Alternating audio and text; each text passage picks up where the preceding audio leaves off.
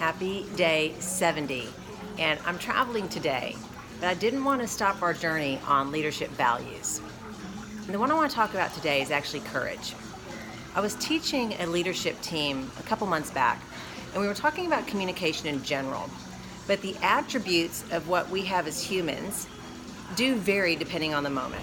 Example, if you are an introvert, you may not be an introvert 100% of the time. You might be an extrovert 20% of the time, which means majority of the time you are introverted, but then that other 20% of the time you're extroverted. Why would I say that?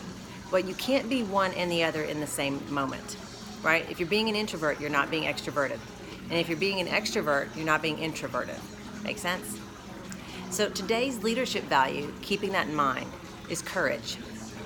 If you are being courageous as a leader, what would be at the opposite end of that you are not being when you're being courageous?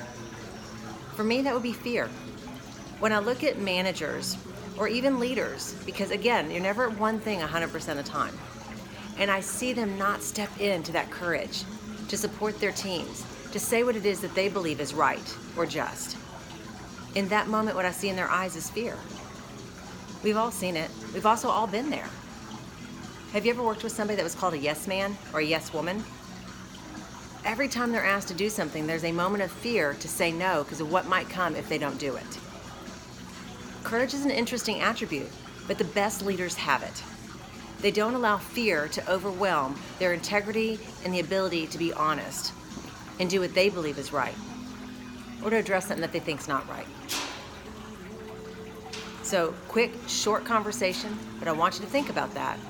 If courage is a leadership value and the opposite end of that is fear, where do you want to live most of your time?